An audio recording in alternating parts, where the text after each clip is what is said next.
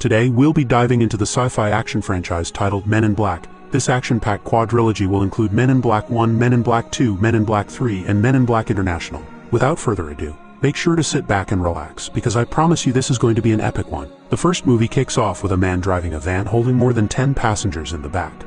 The group eventually stop the vehicle when they are blocked off by Border Patrol. The agents ask him to look in the back of his van, and as they do so and find multiple refugees, a car comes flying into the picture. Out steps a man named K as well as his partner D. The duo begin going through each person one by one, until they stop at the last one who cannot understand Spanish. K allows the rest of them the right to leave and shuts up Border Patrol, who have no authority over him. The duo then decide to walk the last remaining man where no one can see. K then slices up the man's shirt to reveal an alien by the name Mickey. When asked when exactly he was released from jail, Mickey mentions he is seeking political refugee only for K and D to mention he broke 7 treaty laws, just as the Border Patrol from earlier spots the alien only for Mickey to lose the plot. Roaring and raging to kill the Border Patrol agent, K decides he has no other choice but to kill Mickey, and literally make him nothing but goo. The agent and his friends are in shock, but K explains to them he has a neuralizer, and while his team arrives, he mentions the eye will isolate the electrical impulses in the brain. His team then get to cleaning all evidence around them, and K gets the Border Patrol agents to stare at his device while he chucks on some sunnies and activates it. Weirdly enough, all the men forget what just happened, and K informs them of a fake story about a gas leak. D, meanwhile, apologizes for his slowness in trying to stop Mickey, and tells him he's going to miss the chase just as J presses the neuralizer one more time. Elsewhere, an NYPD agent named Edwards chases a man on foot and watches him do some pretty spectacular moves. Nonetheless, Edwards doesn't give up the chase and hitchhikes a ride to finally get a hold of his runner. However, the man seems to be in fear and pulls out a weird device only to drop it and disintegrate on itself. The man simultaneously does yet another awesome move and pulls a chase only to literally jump and scale a building. In shock, Edward shoots his way inside the building and sprints upstairs to eventually hold his perp at gunpoint, only for the man to say that Earth will soon end. Edward then realizes that the perp is not right in the head, but before saying any more, he decides to silence himself forever. Deeper into the night, a man whines and complains about his food when suddenly something falls from space and destroys his car. Out steps a man named Edgar, who weirdly enough isn't that surprised. Beatrice also follows him out, only to be told to get back in. Edgar then hears a strange voice telling him to drop the weapon, but when he refuses, Edgar is yanked into the ground and appears to be somewhat devoured and have his body stolen by the creature. Inside the house, Edgar asks his Beatrice for some sugar and water. After sculling the cup down, the alien goes to fix Edgar's face, which results in Beatrice dropping to the ground. In an interrogation room at the cop shop, Edwards cops a mad lecture from his superiors on the stupidity and absurdity of his story. Not believing that the perp had a weapon that disintegrated, scaled a building with his bare hands, and had multiple sets of eyes, the captain and fellow officer do not believe anything Edwards is saying. A woman named Laurel then approaches to say she believes him but has her memory erased by K. After deactivating the security camera, K explains they were gills, not eyelids, he saw. He tells Edwards to come with him for a ride, and on the way, he explains his team is part of a bureau that licenses and monitors alien activity on Earth. The duo then arrive at a pawn shop where the owner, Jeeves, greets them both. K decides to hold Jeeps at disintegration point, and when he doesn't confess about the guns, he loses a head. However, in a couple seconds it regrows, and this time he presses a button to show all the alien weaponry he has, remembering the exact weapon that was almost used on him earlier. K calls Jeeves an absolute moron for giving that to an unlicensed alien, and orders him to get off Earth immediately. Outside, Edwards tries to take a moment to understand what is going on until K makes him forget his memory. Edward awakens inside a restaurant very confused on his whereabouts. K then hands him a card with an address and a time to be there before leaving Edward alone. The following day, a pest control worker arrives at Edgar's farm to deal with a cockroach infestation. However, the man is greeted by Edgar, who looks off his face and kills the man the same way he intended to kill the cockroaches. Edgar then attempts to put a weird object in the van, but it does not fit. Later into the day, Edwards arrives at the location given to him earlier and joins a meeting. Zed tells all men there they are the best of the best, whether it be the Army or Navy SEALs. However, only one will receive the job, and Edwards wants to know what the job is. A snob then answers the question after mentioning all his degrees, only for Edwards to run amok on him. No one really likes Edwards' playful manner, but K laughs from behind a hidden mirror just as the first test begins. As the rest of the nerds start doing their work, they all quickly come to the realization that they need something to write on.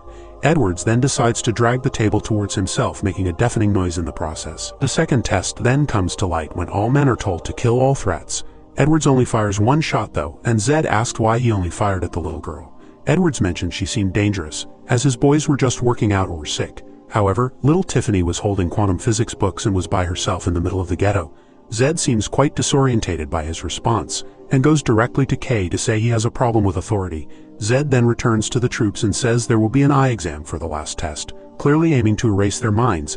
Edwards is stopped by K, however, who explains in the 1950s the government started an agency to contact aliens, and in 1961, aliens emerged and were intergalactic refugees who remained secret. Edwards asks for the exit, not believing K, until they step in the kitchen to see a couple aliens pouring the coffee.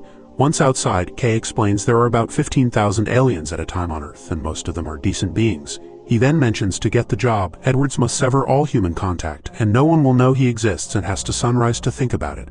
With that, Edwards decides to sit for hours on end just thinking about his decision. The next morning at sunrise, Edwards returns to the base to tell K that he's in. Within seconds, the duo arrive at the main base, which is also an intergalactic airport. With various aliens and species around, K takes Edwards to some of their findings. As you'd expect from a guy like Edwards, he hits a floating ball which goes around the airport and barely misses some heads until it destroys a science room before going back to K. Edwards continues his tour and is introduced to two aliens who watch over a map that gives the exact location of every alien on Earth. This includes Sylvester Stallone, which makes sense when you think about it. Zed then approaches and tells Edwards it's time to put on the last suit he'll ever wear. He is told he must only dress in specially sanctioned MIB services and will eat and live where they tell him. K simultaneously deletes all his records and scrub any identifier, literally making him as if he was never born. Above the system, he is officially named J, and is officially a member of the Men in Black. In the meantime, Edgar takes the pest control van into the city and finds an old man closing shop. Back at headquarters, the agents receive information on an alien unauthorized to leave Earth. The duo head out to the car when J realizes it is not standard issue.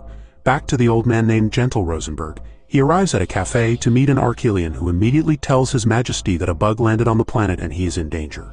Both obviously aliens remain seated, unknown to the fact that Edgar approaches them with their food. Rosenberg quickly realizes it though and says they'll never find his planet, which results in the duo being instantly killed and having an item stolen while the cat screams at him. In the meantime, J and K find the alien attempting to flee the country. He tells K that the planet isn't safe anymore due to the new arrivals and refuses to say any more. K later tells J that something is up, and he wants to know what.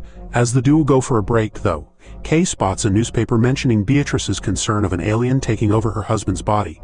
Both agents immediately arrive at the farmhouse and are greeted by Beatrice. She immediately tells them the story and how her husband was murdered and taken over. Once Beatrice mentions the constant water and sugar Edgar keeps asking for, K has heard enough and erases her memory. Outside, he confirms his theory that a bug has landed on Earth and is a creature of pure carnage. At the morgue, Rosenberg's corpse is taken to Laurel with the cat refusing to leave his side. After beginning the autopsy, Laurel is confused beyond belief and starts recording it for her entry until J and K arrive. They quickly have a look at the Archelian's body, which Laurel admits not seeing anything like it.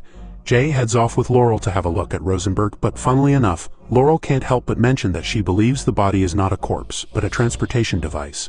After noticing something weird on his ear though, the doctor touches it, only for his head to begin opening up, which reveals a little alien barely alive. He tells the duo they need to prevent war, and the galaxy is on Orion's belt before passing away. Immediately telling K what just happened, they erase the doctor's memory and head off. Their special cleanup teams arrive and are given instructions to clear the scene. The bug meanwhile attempts to open the device he stole, and when he eventually does, diamonds fall out only for the bug to scream, "Where is it?" Back at headquarters the next morning, Zed pulls up the 3 stars on Orion's belt saying there is no galaxy and J heard wrong. K, in the meantime, checks up on a woman and just smiles but is caught by J as he simultaneously deletes the video. Zed quickly calls the duo and mentions that multiple aliens are leaving Earth and they know something which he has yet to figure out. Concurrently, an Archelian battlecruiser appears, clearly due to one of their royalty dying. Before heading to Rosenberg's shop, J is handed a tiny weapon which he obviously complains about.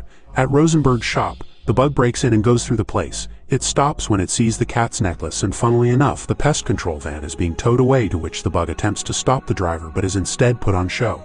The duo soon arrive at the store and notice nothing has been stolen. J hears a gunshot outside to see the bug and decides to take a shot but misses. He quickly runs outside and shoots a second time, but it just detaches the van from the tow truck. Once the bug escapes, K tells J they do not use their weapons in public, but nonetheless they have the bug's spaceship thanks to J's shooting. At headquarters though, the Archelians blame the MIB for their Majesty's death and to deliver the galaxy. The bug in the meantime rampages through the streets to learn about the morgue and its whereabouts. J and K then make their way to a talking dog named Frank, who K grabs. After shaking him for information, people around start noticing, but Frank tells K that Rosenberg was the guardian of the whole galaxy, which is the best source for subatomic energy in the universe, and if the bugs get it, the Archelians are dead. Some more shaking forces Frank to confess that the galaxy is here, and that it is really tiny, like the size of a marble.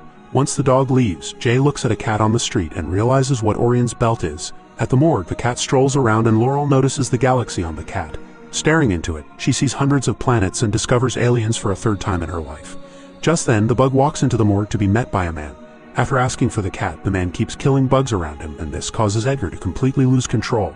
Arriving on the scene, Jay tells Kay to give him 2 minutes to retrieve the cat, and Kay agrees, unaware that Laurel is being tossed around inside by the bug. However, when Jay walks in, Laurel is standing alone and tries hinting to him that someone is underneath the sheet. Jay doesn't get it, and it's not long before Kay enters to spot evidence the bug is inside. The bug, however, reveals itself when the cat emerges and holds Laurel by the neck as both Jay and Kay aim their weapons at him. The bug slowly walks backwards and with the galaxy and Laurel, jumps out the window and onto the street. After hijacking a cab, he forces Laurel to drive him to a location to which he suddenly swallows Orion's belt. Jay gets right to the chase and looks for the cab until Kay appears and tells him to get in. Once at command base, Kay orders a barrier around Manhattan, and no alien is allowed to leave.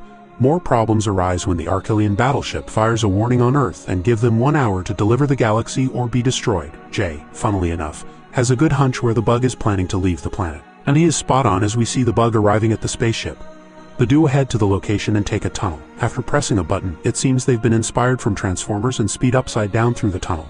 Dodging things in the way, they quickly get out just as the bug throws Laurel in a tree and makes his way inside the ship. Jay finally gets an upgraded weapon, and there is only 8 minutes left till Earth's destruction. The bug then turns the ship on before flying away. Passing a baseball game, everyone trips out and with no alternative, the duo shoot the ship, which eventually causes it to crash land directly in front of them. Out steps the filthy creature who is told to surrender himself. However, the creature says the humans have already lost. Once he places his hand on his head, his true form comes out to reveal its true self. It immediately swallows the duo's guns, and the filthy creature walks off only for Kay to approach it and taunt it enough for it to eat him. Jay then attempts to stall the bug long enough for Kay to do his job, but he gets slapped and thrown around. The bug eventually gets annoyed and tosses him away just as Laurel safely falls from the tree. As the creature climbs for the second ship and ignores Jay, Jay begins squishing bugs with his sarcastic-looking face. After killing the bug's cousins and aunties, it angrily approaches him with the intention to kill. But Kay isn't out of the equation just yet and activates his gun to blow the creature apart with its goo spilling all over the place. They find the galaxy and immediately inform the Archelians. Unbeknownst to the already celebrating duo, the bug emerges again only to be blown to pieces by Laurel, who tells them they have an interesting job. Back at home base, Kay allows Jay's request not to wipe Laurel's memory. However, he wants Jay to erase his and finally wants to retire. He explains that from the first moment he saw him, he knew that this young recruit will be fit for the job and wanted to train a replacement, not a partner. After explaining how to use the neuralizer, Jay dons his sunnies and uses the device to make Kay think he's been in a 35-year coma. But it's good to see he was reunited with the woman he wanted from that long ago. Funnily enough, it seems Laurel has also accepted the role of being an MIB agent, and they ride off just as we zoom out so far to the point where creatures play marbles with our entire universe. 5 years later, a spaceship obliterating world after world after world finally arrives at Earth in July 2002. After landing and showing us its grandiose, it flips itself over and out comes a tiny replica of the ship which a dog approaches. Serleena, a shape-shifting Kylothian alien, scares the animal away. It goes to a nearby book and finds a human it'd like to copy. It then disgustingly begins its transformation and decides that to be an alien arriving on Earth, you must follow in the footsteps of Terminator and pretty much arrive naked. Elsewhere, Jay is with Agent T when they interrogate a plant for being outside its travel zone. T triggers it a little too much, and so, a massive worm hundreds of meters high tosses T away and also decides to smack Jay as well. Jay gets back up and intentionally rides the worm to stick a needle into it. As he goes to put the second one in, the worm rides past a group of people who seem quite unfazed. After being thrown into the train in front of him, Jay needs a plan as the worm rips half the carriage apart. Directing the people to go ahead, the worm opens its mouth and fits about 6 carriages in there before pulling out. Jay then approaches the worm and calls him Jeff before aiming his gun, finally making the worm surrender. After wiping out the memory of the passengers, he orders a cleanup crew and revokes Jeff's movement privileges and wants him escorted back to Chamber Street Station. Deciding to take a well-deserved break, T joins his partner, who gets quite emotional being all alone in this universe. In another part of town, we are introduced to Scrad and Charlie. Serleena pays them a visit and demands the location for the light. Charlie asks for $50 million for it, but Serleena has other methods in mind. Getting some pizza, the two agents have a heart-to-heart which leads T to start crying. Realizing the last 5 months haven't really worked out with him, Jay decides to erase T's memory before telling him to get married and have some kids. Elsewhere in a pizza shop, Laura is given the Employee of the Month status from her boss Ben, who tells her to get back to work. When returning, she sees Serleena threatening her boss, to which they hear a noise. After inspecting and not finding anyone there, Serleena tells Ben she knows he is a Zarthan and wants the light of Zartha. Ben then uses a scary-ass voice to tell his intruder that the light will be gone tomorrow, and she can do nothing about it. After slicing him in half, they leave the store, leaving Laura in shock. At MIB headquarters, Jay returns and starts barking orders to his troops. Clearly known for erasing people's minds at will, the agents tread carefully around him. Soon enough, Zed enlightens Jay to the details of the killing at the pizza shop. Jay then informs Zed that T was sacked and that Laura wanted to get back to her job at the morgue and left him. Frank, funnily enough, decides to be Jay's partner for the time being. Once the duo arrive, they discover phosphorus on the floor and mention there was a witness. Jay quickly speaks to Laura himself and offers to buy her some food. At a diner, Laura cannot comprehend the scene she just saw. Jay tells her everything from the MIB to aliens on Earth, and she takes it quite well. However, Jay must do what he must and goes to erase her memory, only for Laura to mention he looks quite lonely. This hits him hard enough to leave her memory for the time being. Both he and Frank then head towards the spaceship landing site from earlier. Zed calls in and mentions that the light of Zartha is not on Earth, and that 25 years ago the Zarthans came to Earth to hide the light from Serleena, and the agent that carried out that order was none other than K. The following day, Jay immediately heads to a massive post office and gets out of the car. Once there, he gets quite emotional upon seeing his former partner and tells him he was part of the Men in Black and was a former agent. Kevin, as people have been calling him, shrugs off the conversation until Jay says he was never in a coma. Funnily enough though, Jay gets the opportunity to show Kay some evidence, as an alien is also undercover at the post office. After some weird communication, everyone at the office reveals themselves to be aliens and Kay trips out. Jay then decides to say that his wife left him because he knows more about the stars than Earth, and that results in a slap. However, Kay does still agree to go for a ride with Jay, as he had once done the same thing many years ago. At headquarters, the now reunited duo come out of the elevators only for everyone to recognize Agent K. He is a decorated hero from the past and the most feared human on the planet. Simultaneously, Michael Jackson completes a mission for Zed and asks for a position in the agency, but is turned down as aliens cannot be agents. Kay then reunites with Zed, who gets him prepped for the de-neuralizer. After Jay gets his revenge for only handing him a small gun as he done many years ago, he gets him in a suit and introduces the de-neuralizer. Back in the lobby, Serleena decides to attack and takes out an agent before releasing her slimy tentacles all around the place. A lockdown ensues, and after taking inspiration by a toilet, the headquarters decide to flush both Jay and Kay out of the agency and onto the street. Serleena in the meantime finishes locking up all remaining agents for Frank to not yet be caught. The duo then use surveillance cameras and see absolute silence at the base. They then look up an old acquaintance that might have a de-neuralizer he stole some years ago. Eventually, the duo arrive at Jeeves and ask for the de-neuralizer. Adamant he doesn't have such a device at first, a weapon to his head quickly changes his mind. Back at headquarters, all alien prisoners have been released and are told the first person to find Kay and Jay get to keep Earth. Serleena then personally calls a creepy-ass man by his name, Jara. Back with Jeeves, he gets everything ready and turns on the de-neuralizer. After his B-grade machine starts moving and working, the entire city's power turns off on them. Once it comes back, the machine shakes and spins before flinging Kay away. The two go and check up on him only for Jeeves to lose his head. Kay seems quite upset and disappointed before walking away on his own. Out of nowhere, two prisoners released from earlier fire their way into the basement. Problematically, Jay is quickly surrounded by more goons and disarmed. Once they revert to torture him for information, Kay is outside and sees the same bikers and people he has seen before, and all his memories start coming back to him. Realizing that his partner is in trouble, Kay returns downstairs and shoots the prisoners before poking their eye, flinging them away and kicking the last one in the face. With his memory back, the duo head upstairs where Jay is forced to give up the keys to the car. Zed in the meantime refuses to talk until Serleena mentions that the light of Zartha will self-destruct by midnight and completely destroy Earth. Zed then calls Michael Jackson and decides to attack Serleena while she is distracted, but he does not stand a chance, and Serleena notices Frank still inside headquarters. The duo, on the other hand, head down to pay Laura a visit. However, there seems to be quite a bit of tension between the two agents as Kay reveals a clue about the light of Zartha and the store owner. After grabbing the keys as the clue a photo is pointing to, Jay refuses to let Kay erase Laura's mind, at least for the time being. Instead, Laura is sent to hang out with some trusted aliens until the entire situation is rectified. In the hallway outside, Kay says he erased his own memory about the light of Zartha and does not remember it, but has left himself some clues. After unlocking his own locker, the duo discovers hundreds of small aliens inside it. Kay takes his watch back, and the elder of the village reminds him of a card he once gave them. After taking the card and closing the locker, the two agents go to the shop detailed on the card called Tapeworm. Inside the video rental shop, Kay inserts the card to reveal he placed a reservation on a video named The Light of Zartha. At headquarters, Jara and Serleena make a deal that in return for Jay, Jara will build Serleena a ship that travels 300 times at the speed of light. At the tapeworm's manager's house a while later, the man plays a DVD to inform us of a war between the Zarthans and the Kylothians for over 50 years. However, a secret weapon that could tilt the war to one side was discovered. Kay then quickly gets back his memory of the situation where he was forced to refuse taking the light as Earth planned to remain neutral. However, the princess was killed and the light was handed to Kay. As per procedure, the civilians' memories are erased, and Jay gives Laura a call to discover that she has the light on her wrist. Jay then informs Frank to deactivate the lockdown as he found the light, not realizing that Serleena is the one on the other line. Sometime later, the duo arrive to find the place trashed and Laura missing. As the duo head to save the world once again, they will need some weapons. They decide to make their way to Kay's old house to reveal a secret room full of guns. The duo load themselves with anything that'll pack a punch and even load the aliens to help them as well.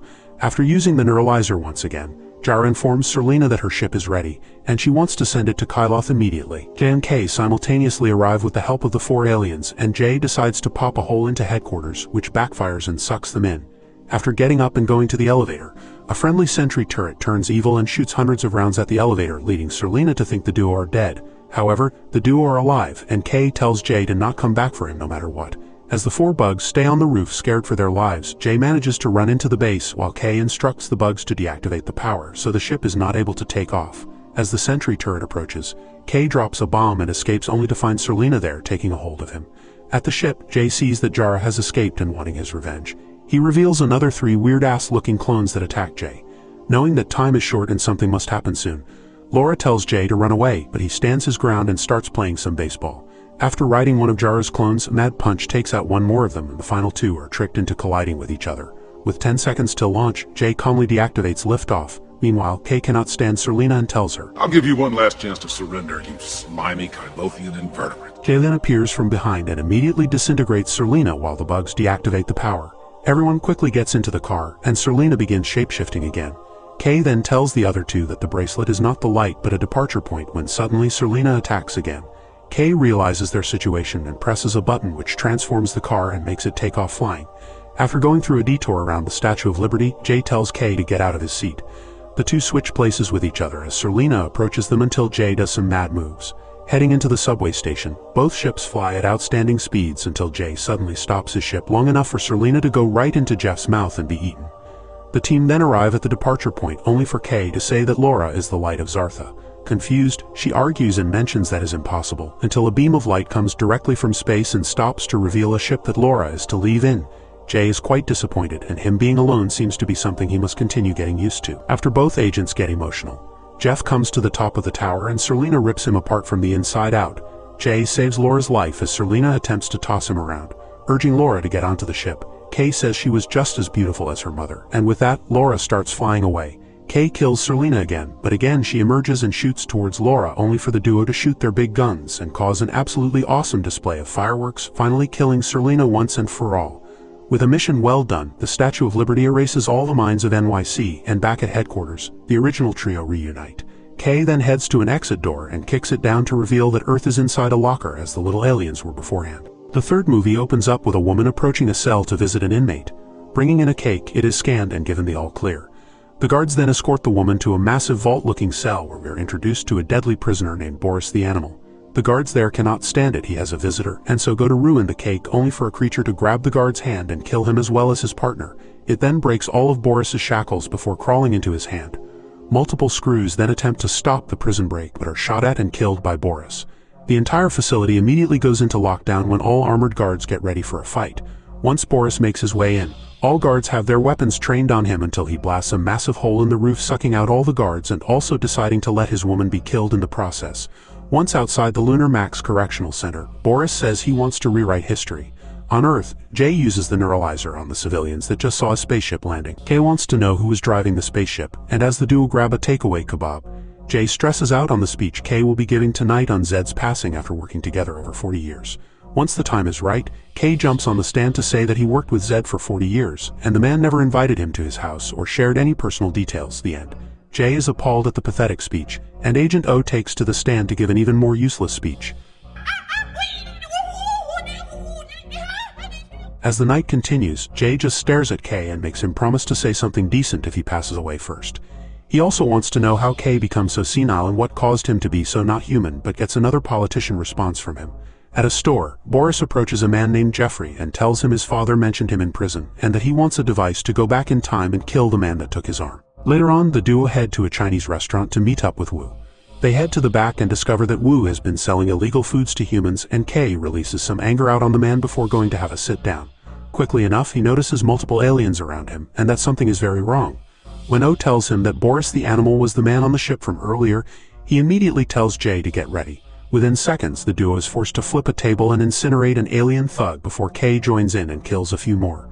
While Kay goes to the kitchen and gets attacked, Jay is surrounded by multiple aliens and is forced to fight back. Kay meanwhile kills his attacker and sees that Wu has been killed by Boris. As Jay gets attacked from the illegal fish from earlier, he uses the gills to kill the fish from the inside out. On the roof, Kay confronts Boris, who tells him he's thought about how Kay blew off his arm every single day for 40 years. Kay laughs at how he is the last remaining Boglodyte, which triggers an attack only for Jay to save him. The duo are then shot off the roof and barely make it to the ground alive, while Boris makes it known that Kay is already dead. Some while later, cleanup teams arrive at the scene and Kay tells his partner he should have killed Boris and not imprisoned him all those years ago. But it doesn't matter since Jay is off the case, as this is a personal matter. Jay doesn't handle that too well, but nonetheless is suspended for 2 weeks. At headquarters, Jay discovers Boris the animal is a Boglodyte assassin who annihilates worlds for a living and was the only suspect in a series of aliens murders committed on Earth. Agent K was the man who arrested Boris in Florida and was the creator of the ArcNet defense system, which led to the deaths of all remaining Boglodytes. However, the access is soon restricted, and Agent O approaches Jay to tell him she's known K for some time and that some things must remain hidden. At home, Jay kicks back on some PlayStation when his phone rings. Surprisingly, Kay is on the line and tells him regret is the strongest weapon he knows, and wants to open up to Jay, but doesn't find the courage to do so. After grabbing one of the best weapons he has, Kay aims it at his door until he disappears just as Jay feels very sick. Weird things start happening and Jay goes to Kay's house to find a woman and multiple children there instead at headquarters. Jay is confronted by an agent he has never seen before, who tells him thanks for yesterday. Confused, he asks around to discover that that was Agent AA, and that no one has ever heard of Agent K before. Agent O approaches him and asks how he knows of Agent K, only to show him that he has been dead for over 40 years. Jay is confused beyond compare and also discovers that Boris the animal had killed him. He makes O believe that K was with him last night by providing details only specific to him. When Jay gets handed the chocolate milk he asked for earlier, Agent O panics and says he's been bitten by a creature, which she disproves by slapping him. She then tells him he is involved in a break in the timeline, and love for chocolate milk is a symptom. She continues by saying only one man has invented time travel before. Out of nowhere, the system sounds off and warns them of an impending Boglodyte attack. As there is no ArcNet defense system, Agent O tells Jay he needs to find the son of the man who created the time machine and go back in time to save Kay from being killed. Once at Jeffrey's store, Jay quickly gets the rundown on when and where Boris was sent. Jeffrey agrees to help since the planet is about to be destroyed, and Jay lets him know he wants to kill Boris a couple days before Kay was killed. Jay is then presented the time machine, and the two go really high up in the sky. Jeffrey gives him a rundown and mentions that he and Kay cannot interact with each other. Once told he needs to jump off the building for the device to work, Jay freaks out and is also told if he loses the device he will be stuck in 1969. As the aliens start destroying the Earth, Jay is forced to trigger the device and jump off the building. While falling down, an alien hits the device out of his hand.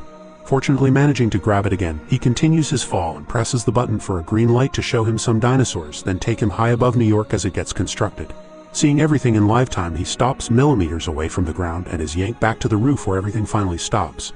Not believing what just happened, he continues to the elevator where he approaches a man who is fearful for his life. Remembering 1969 probably wasn't the best time for people like him in America, he continues his mission and decides to outright steal a rich man's car. Heading to the fair where the first alien was killed, Boris rides a weird-looking bike looking for his prey. As you'd expect from a man like Jay, he is pulled over for having such a nice car, and the copper there asks him what he does for work. Jay puts it on both of them for being straight racist, but does confess to stealing the car from the cop's wife. Being detained, the morons decide to press the neuralizer and Jay puts it on them. Because you see a black man driving in a nice car, does not mean it's stolen. Once at the fair, Boris questions Roman about the Arcanum and is told the humans will get the ArcNet. This results in Roman's death, which Jay hears and rushes to the murder scene. Spotting Boris, he aims his gun at him only for Kay to stop him and knock him out. Once Jay awakens, he is at headquarters being stared down by Kay, who questions how he knows his name. Jay acts dumb and tries making a complete lie to not destroy the timeline. However, he is easily caught out and funnily enough, Agent O comes into the picture, which Jay recognizes. Once she leaves, K says he can leave after an eye exam but was also lying. He goes to place J inside a massive neuralizer. As the machine spins him around, J quickly speaks and tries convincing K to stop the machine. He gets there by saying to kill Boris tomorrow and do not spare him. As the machine shuts down, K wants some real answers and J informs him that he is from the future and quickly gives the rundown on the situation. K agrees to help him kill Boris by tomorrow, and once the duo enter the car, K asks J what to do next. Not really sure what to do, J remembers something about a factory and K takes off. Remembering a clue Roman left before dying, they arrive at a bowling alley only for J to be handcuffed to the car while K goes inside. He tells two aliens he wants to see their boss, but a standoff quickly ensues. J stops it though, and K quickly rips off the other alien's head for J to use it as a bowling ball. Once the head comes back, they annoy the alien long enough for him to reveal where the boss is. J makes sure to land himself a spare before heading to the back. However, they discover the boss dead, obviously killed by Boris. Smartly enough though, the duo find another clue to look for the next alien target at a place called the factory. Once there, J is handed a normal pistol rather than a teched-out gun. The two then make their way to an alien party where Mr. Warhol is interrupted and forcefully moved into private quarters where he reveals himself to be Agent W. J is quickly told to go away as he is causing more harm than help. Once alone, Agent W tells K that if a killer were trying to kill a Glamorian, he is instead most likely after the Arcanan. Seems they are not extinct, and one washed ashore last week. His name is Griffin, and J witnesses firsthand how he is able to tell the future. W tells K that Griffin is a fifth-dimensional being and can live and visualize an infinite set of time-space probabilities simultaneously. Griffin then tells J that this outcome, which includes both the death of Roman and the killing at the bowling alley, has such a small chance of success. He then informs both agents of his planet's destruction and that the Boglodites can be stopped on Earth and starved before reaching the next planet, saying he has a gift for them for the next time they see him. He suddenly begins to stress out as he counts the seconds until Boris comes, which exactly turns out to be right. Once Boris has finished his kill and off in his motorcycle, J attempts to shoot him but is instead humiliated. K comes to his help but J does not want it and tells him off as they keep failing one job after another. That night, the two relieve their stress by going to get some pie.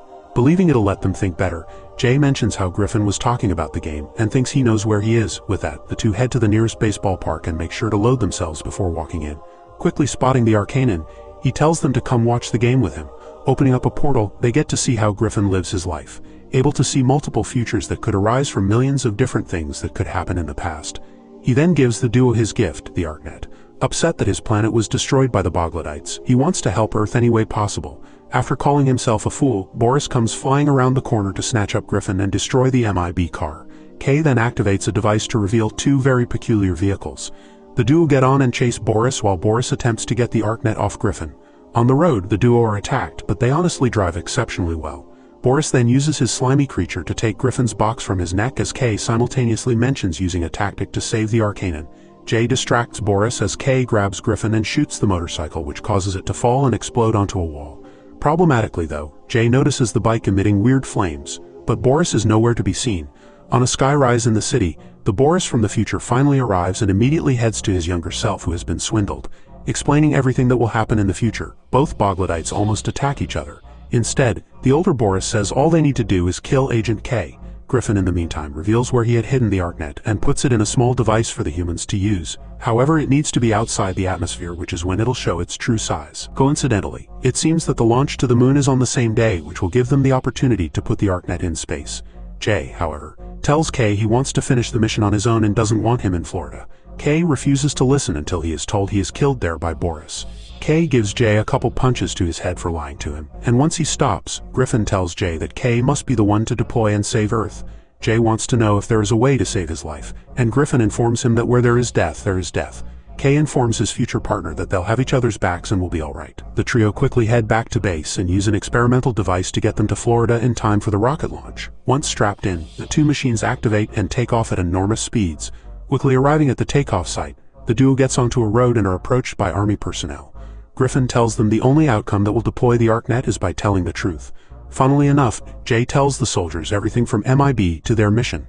Quickly arresting the trio, the colonel is called down. Within minutes he arrives and is handed all equipment found on the intruders. The colonel asks for answers and J gets to the truth once again, only to not be listened to. Griffin then touches the colonel and allows him to see many multiple futures at once. Completely understanding the situation, he dismisses the corporal and his men. Escorting the team to their next phase, Griffin tells Jay he isn't going and is no longer needed. He warns him, though, that once Boris loses his arm, to go back to the future. As America and the entire world watch the rocket about to take off, the duo are taken to an elevator leading to the top of the rocket. On their way up, both Jay and Kay have a heart-to-heart with each other, with Kay telling his partner he is a good man. Out of nowhere, future Boris rips Jay out of the elevator and destroys his gun. After chucking him off the edge and believing this killed him, Kay reaches the rooftop and the top of the rocket. Attempting to place the ArtNet, younger Boris pushes him away, causing the device to be dropped. With 2 minutes until takeoff, future Boris goes to shoot at Kay until the building holding the rocket shifts and locks Kay's leg in place. Jay comes to his rescue, though, and is once again shoved away. As Boris goes to kill Kay, Jay calls him a one-armed animal, and this results in the same thing as before. However, Jay decides enough is enough and runs at Boris, who shoots him multiple times until they fall off the edge. Jay triggers the time machine, which stops them millimeters from the ground and returns Jay to 1 minute earlier. This time he has the knowledge of how the shots are coming his way, and he dodges them and gives Boris an uppercut over the edge and to his death. Kay meanwhile shoots younger Boris's arm off and grabs the ArtNet. After placing the device, Kay jumps to a nearby ledge and goes sprinting as the rocket is about to take off. As future Boris is incinerated, the rocket shoots to the sky and Jay has completed his mission. With the ArtNet now protecting the world, the Colonel is offered a spot inside MIB and says he wishes he could, when suddenly, younger Boris appears and kills the Colonel before Kay decides to kill him for good this time. As Jay watches, he understands what Griffin was saying when he said, "Where there is death, there will always be death." Out of nowhere, a young kid comes from the car behind him, and it turns out to be the Colonel's son. Jay cries, realizing he is that younger boy and that his father was killed to protect Kay. Kay promises the young kid he will look after him, and once he figures this won't work out, he neuralizes the boy and tells him his dad was a hero. Jay cries while watching this and eventually returns back home. Immediately heading to the diner, he discovers Kay, alive and well. Once he finds out everything is back in order, Jay reveals the watch his dad had given to him. He then thanks Kay, who gets emotional himself. Once the duo leave, Griffin is happy as he looks up at space for a satellite to come in the way of a meteor. The finale opens up in Paris 2016, where both Agent H and Agent T arrive at the Eiffel Tower. Once inside, their weapons are on the ready until they see a man attempting to propose. H tells the couple that there was a breach in Portal 2 and some vile creatures are soon to come. After using the neuralizer on them, the portal erupts and kicks H to the elevator. After getting back up, they go for round 2 and approach a massive door opening. The two fire at will until we are taken back to Brooklyn 20 years earlier. Here we are introduced to Molly while her parents downstairs hear a noise. The father goes to check it out, only for him to come running back saying he saw a creature. The MIB quickly arrive and explain they saw a very dangerous unlicensed alien. However, it seems to have made its way to Molly's room and freaks her out. The creature is just as scared though. Molly then hears the neuralizer go off and decides she needs to hide the creature. After telling the creature her name, he repeats it back to her before taking off. Many years later at the FBI branch in New York, Molly has an extraordinary resume but missed the division she wants to work in. She mentions her division isn't on the form, but the bosses have no clue what she's talking about.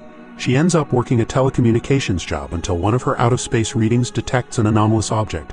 Immediately leaving and going to her apartment, she seems to have hacked a NASA employee's account to determine exactly where the ship's trajectory is heading and makes a move. Once there, she looks around to find absolutely nothing until birds start bugging out in real time. Molly then places her hand through the fence and realizes it's all fake. She suddenly sees a spaceship and an alien being detained. Rushing away and swapping into a suit to follow the men in black, she eventually arrives at headquarters, making some fake alien conversation to the new guard. He calls in a code black. Within seconds, the base goes into lockdown and Molly is taken into interrogation. Agent O tells the agents to neuralize her and stops once Molly says that she knows what it is as she has seen it before. She confesses that she's been searching for them for 20 years, and Agent O goes inside the room to hear the intruder asking to be recruited. After making a story about discovering the secrets of the universe, Agent O puts Molly through some training and decides to accept her into MIB. After formally being named Agent M, the scene cuts to Agent H acting as if he is interested in moving some sort of liquid. However, the alien there attacks Agent H, which seems like an easy job until he kills each one of them. He then trains his gun at the boss and wants his suppliers, network, and everything until he is bitten by a lethal creature. The aliens flash the antidote to him, but the male alien is then bitten as well. H pleads with the woman that if she saves him, she'll get anything she wants. Agent M then boards a train with a clear dissociation with reality. With both aliens and MIB agents on board, the spacecraft goes flying around the world and arrives in London. Still tripping out at the number of aliens in her presence, she continues to the terminal and realizes that Elon Musk is not from Earth before Agent T makes his presence known. After causing a scene just as Agent J and K had done, she receives a very special gift from T. At Marrakesh, a man cleans the floor of a hall when the lights completely go out, Going to check the fuse, some very weird aliens appear from behind him. They eventually get close enough to drain the man's body and dump it. Once they shapeshift into lookalikes, they make their way to a shop and tell the man they need to see the Queen.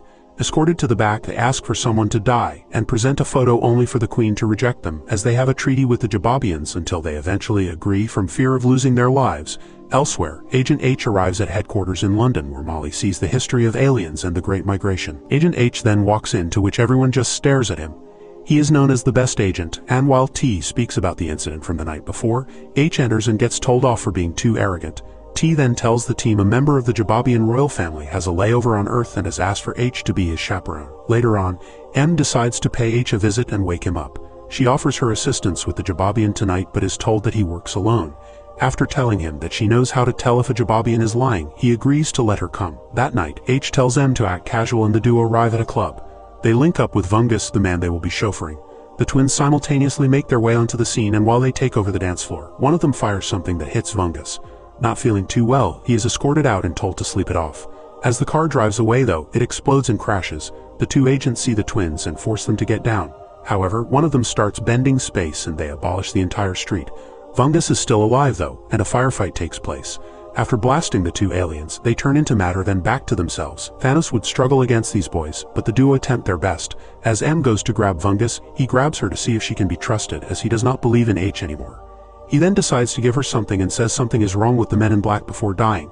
As H launches a rocket, MIB arrive on scene only for the twins to disappear. When Agent C comes on site, he tells H and M off for how pathetic of a job they done. M says that Vungus did not say a word when he died, and this adds to fuel the fire at headquarters. T learns the killers are a species called Diadnum and are from the Hive territory, something H stopped years ago and saved the world. The Hive, as MIB know, take over their enemies from within.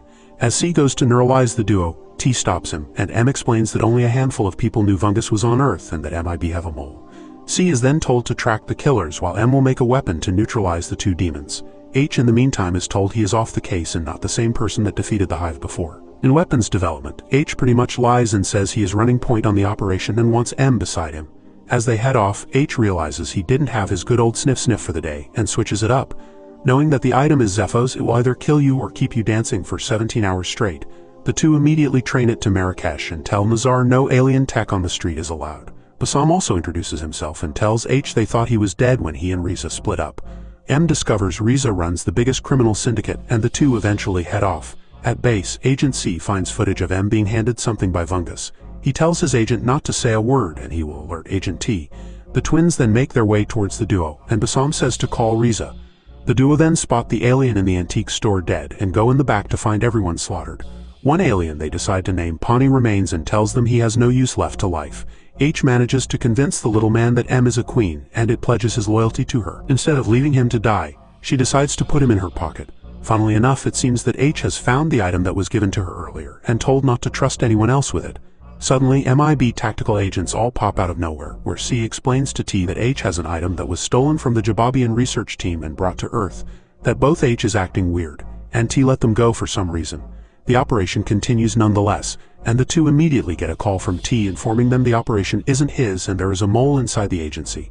After the duo decide to split up, H distracts all the agents while the twins spot M in the device. M notices the power dying around her, and H goes to his friend's bike and takes off. After a couple of rough stunts, the two demonic creatures lose their target. Once they finally find her though, H comes to the rescue and goes up real high. They somehow make it down safely and speed through street after street, avoiding the MIB agents and using some sort of warp drive to land in a desert. H is quite happy with the outcome. But M sees the device moving weirdly, and it somehow transforms into an enormous weapon. In the middle of nowhere, the duo decide to press the weapon, and it does not disappoint at all as it causes a massive hole in the ground. At headquarters, both Agent C and T have a few words with each other as the tension of a mole is building up. Agent H and M also have some built-up tension when Bassam out of nowhere appears and aims his gun at them. After stealing the weapon that went back to its original size, he takes off to give it to Riza. Once night hits, the two agents fix the busted-up vehicle and have one destination in mind, Riza's fortress, a stronghold not to be forgotten. At the magnificent island, H arrives and is targeted by weapons but is allowed entry into the fortress. Luca, the head of security, escorts H to Riza while M sneaks off the boat. The old couple then link up with each other, to which H cops a punch. He tells her that he has brought a peace offering and reveals Pawnee. As M starts scaling a wall, Luca is told to kick H out as he is not here for her but for the weapon instead. Outside, clearly annoyed, H takes 2 bodyguards out and makes his way to the surveillance room and disables weapons on the island. Speaking through comms, Pawnee sneaks out of his jar and runs away. This distraction intrigues Riza long enough for M to steal the weapon but is then spotted and held at gunpoint.